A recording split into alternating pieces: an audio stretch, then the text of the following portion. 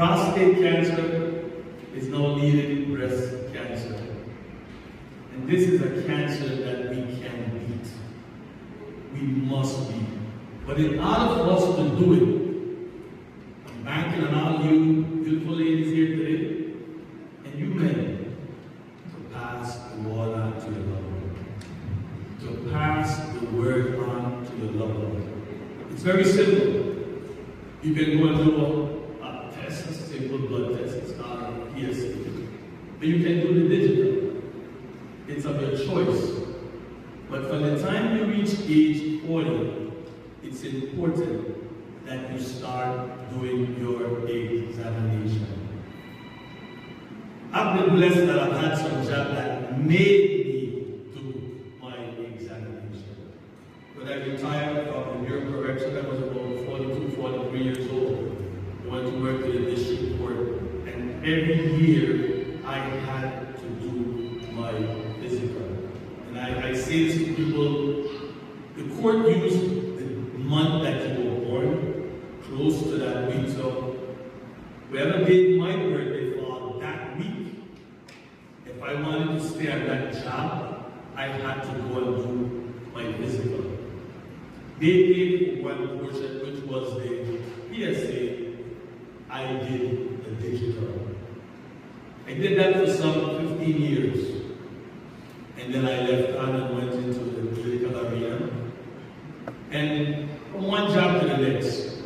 But I will say this, when I first was elected, that 2 years, I didn't do one examination. I didn't do one.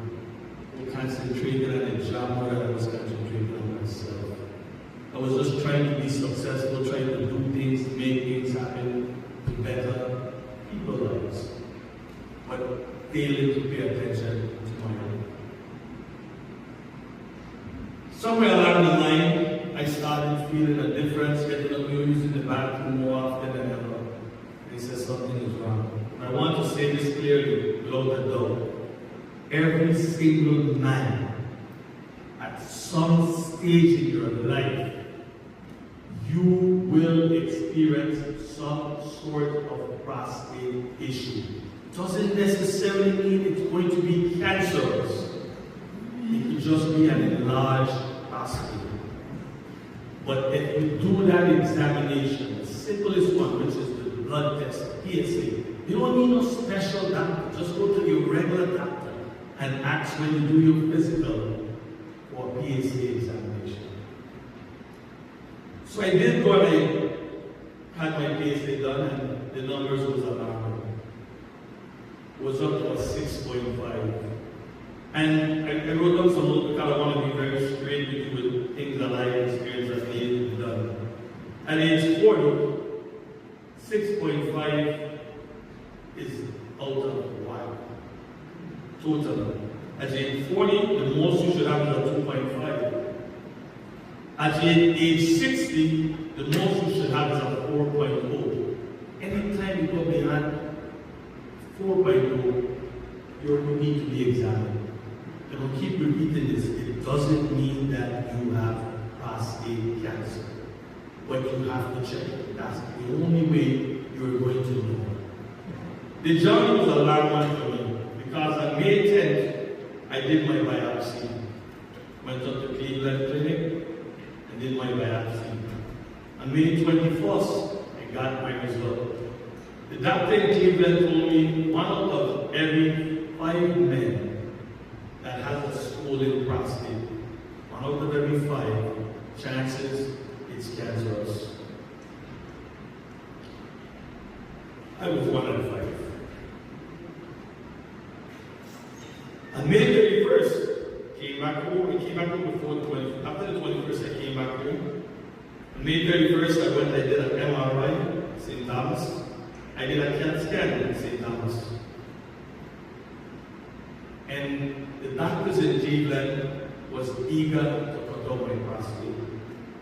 I spoke to a lot of friends that had prostate cancer. I learned so much during that period from the time I was positive that I knew a lot more than most people who are not paying attention to their health. And And I didn't think cutting my prostate out was the right thing at the time. I prayed.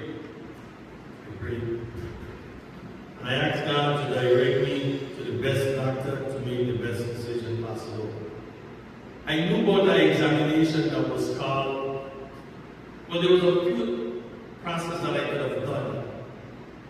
But the brachytherapy that was the one that I had a lot of interest in. Because I knew a couple of my friends that had the brachytherapy. And one of my older friends that had the brachytherapy, he's living some 20-something years right now with this procedure. And the brachytherapy, if you catch this prostate cancer in time, all they do is insert 2 to 3 gold pellets in the area of the prostate, and it's a radiated pellet. So it stays doing radiation, treating the cancer that it had never come back. But I said my friend is some 20 years dealing with this. So I had interest in that. And you know, God likes our prayers. I was directed to go to Moffat Cancer Center because I didn't want to cut my prostate. Cutting out the prostate is one of the hardest processes, and sometimes it must be done. Sometimes. But I will keep repeating this. The earlier you catch it, the less hardship is on you. So when I went to Moffat, I really was blessed to meet the best doctor you could have ever met. My first meeting with my doctor lasted 2.5 hours. 2 doctors. Where does a doctor sit down with you for 2.5 hours? Where? When? But he went through every single thing. And he says to me, whatever you don't understand, stop me. And ask a question. And I sure did. You know, when you go to the doctor, I was quite in this chair to kind of lay back. I said, come out of the chair and sit in this regular chair.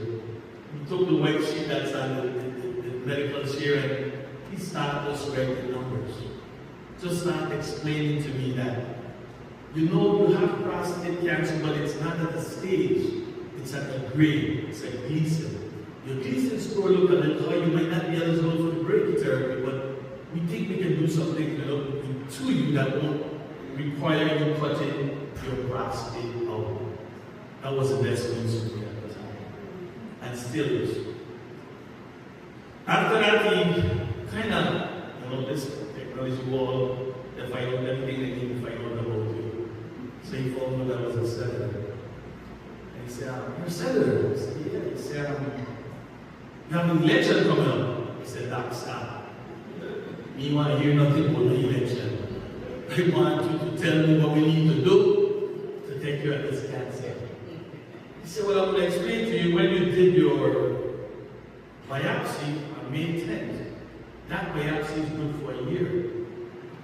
The prostate cancer is one of the slowest moving cancers. When you hear a man died from prostate cancer, put your pot on. He went some 10 years without checking himself. He went at least 8 to 10 years without checking his health. So this is something that can, must, and will be with all of us sharing. I had a good friend of mine who said, I still have it. And we were talking because he had did the biopsy, he did the brachytherapy, and he's been in a long time too. And when I started talking to her about the biopsy, he said, Frank, can we talk about this? He said, well, you didn't do a biopsy? He said, why can't I talk about it? Why? Why can't we talk about it? Why can't we share the information with others? The biopsy was pretty much the most difficult part, but not painful. They have to go up inside of you and they have to take 12 pieces out of your prostate. They divide the prostate in 6 areas. And why they take 12 is they take 6 on one side and 6 on the next. So they divide it in 3. The upper left, lower left, upper center, lower center, upper right, lower right. And they pinch a piece off at either side and then on the next side. So they take 12 pieces. They have to take 14 because one of the time when they were taking a piece, it didn't get enough. And that was, to me, the best thing that I had in Cleveland, and I could really explain all of this to me. And while going through that, I'm a doing this examination. And I just say this every time. We men, if you have horse, and your horse gets sick, you take it to the vet. If your dog gets sick, you take it to the vet too. And when your beautiful car breaks down, you take it to the mechanic, which is a doctor. So why are we not doing for ourselves? Why are we not taking care of ourselves? It's important, and that's why I'm asking the woman. Talk to your uncle. Talk to your father if he's alive. Talk to your brother. Talk to your nephew. Especially the younger men. Ask them. When the last time you did an examination of your prostate? Go and draw some blood. In 2 weeks' time, you get a result. It will determine what area you need to go. We men hate to hear the digital. Digital is where you manually put his finger and check your prostate. Again, I met a wonderful doctor. Says to me, the manual is good, but if the doctor has a small finger, he might never touch the prostate and never be able to know if it's enlarged, if it has lumps on it. He won't be able to say that. But when you get that PSA, it sends a number up and it says this number looks a little too high. We need to go forward. I came back home and started preparing because I know I have to go back up. And I have to go back up because I'm going to do the radiation. When I go back up, they had to insert a gel into my body. That gel was between my bowel and my prostate. Put this gel in between, and then they had to put like 3, like small as rice grains, gold-plated on my prostate. So that when I start to do the radiation, the machine will pick up those gold plates and concentrate on that area. Guess what? I got 3 pieces of gold and I'm a little richer. I got 3 pieces of gold and they're going to come out of me. And I ain't giving it up to nobody, so you don't ask me for the 3 pieces of gold. So I went back up on November 13, based on what the doctor told me. I tell me just stay, go through your election. I was so comfortable with this doctor. And it's important that when you go to a doctor, if you are not, if your instinct, your feelings isn't right, find the next doctor. And as I said, the doctor in Cleveland, he wanted, which is the most expensive procedure, cutting the prostate out. Cutting the prostate out doesn't mean that you won't get prostate cancer again. Doesn't mean that. But what's good when they catch the cancer in the prostate, they can treat it and take care of it there. It didn't leave my prostate, it didn't go into my body, it didn't go no place else. So although I was a little late, I was still early. So I went up and I started my treatment. I went up December 2nd. And it was 30 days.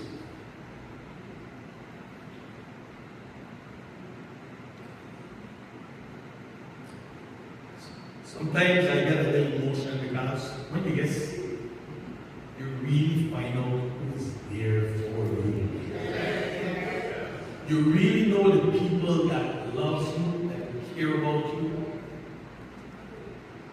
My mother would call every day before I go for my radiation treatment. You ready to pray?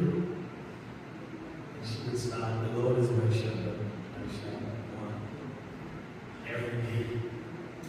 When she didn't catch me, she would sometimes upset because my schedule would change. My significant others from the time I was there with me every day, a lot to step away. Kept me on schedule, kept me on time. It meant a lot being in a hotel for 30 days. You can't do this journey by yourself. You have to have a loved one, someone there. Many days we could play cards, play games, just do things to burn time. On weekends we rent a car, take a little trip out to Tampa, and make that time pass very easy. That was the best part of my journey, having someone there and having my mother pray every day. And God do answer prayers. That's why I'm standing here today.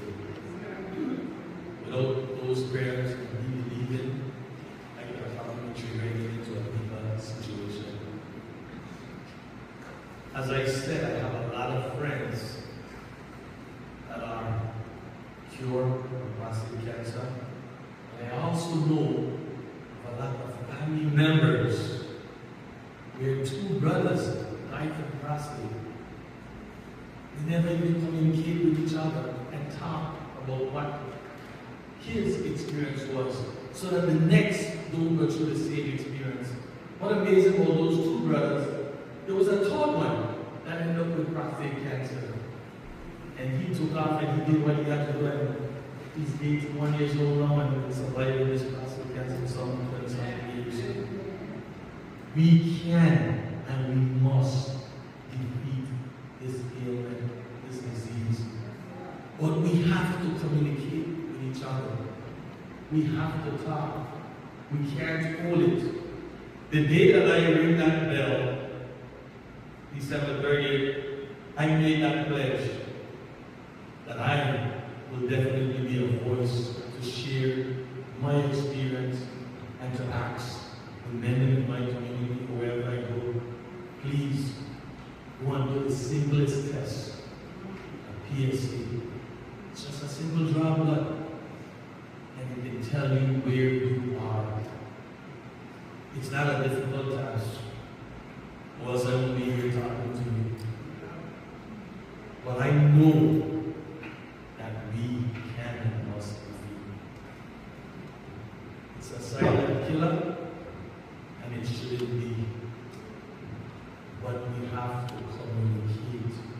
It's important, ladies. Tell your husband, tell your brother, tell your uncle, tell your nephew. Did you do your PSA? Did you do your examination for the year? That's why I said use your birthday as that time to do your physical. Because you will always remember your birthday or celebrate, right? Yeah. You will always be able to say, I made 50, I made 60, I made 70. Use that month, because then you won't forget. Prior to working to the court, when I worked in the prison, you know, it was once a year. And sometimes you skip a year. Can you forget? You're going to forget your birthday. You're not going to forget that. As you get older in life, and you start to experience this enlargement of the prostate, many times you might be diagnosed with prostate cancer at an older age, and there's slight treatment. They won't cut the prostate out at an older age. If you're less than 78, 80 years old, and you're not diagnosed with this, it's the next 10 years you got it just came in, at least. Most men are going to die from something at that age besides prostate cancer. You're going to pass from something else most of the time. So the treatment are pretty much less because the body can't take that kind of surgery and procedure. So they do different treatment for you at that age. They won't go to that aggressive thing. But younger men, catch it early and find a doctor who's willing to show you and teach you about this thing. I know folks that cut out their prostate at a younger age than me. The cancer came back and they still have to do a different treatment. You want to catch it in the prostate. Because when you catch that cancer in there, you can treat it and take care of it in the prostate. And you can continue evaluating, checking on it, to take care of it in there, versus it's going out into your body, into your bones, and spread it throughout the body. When I said to you earlier that they put a gel in me, by now that gel has pretty much gone through because it comes out. I think earlier I said to you that when I did my test, it was like a 6.5. And these are not good yet.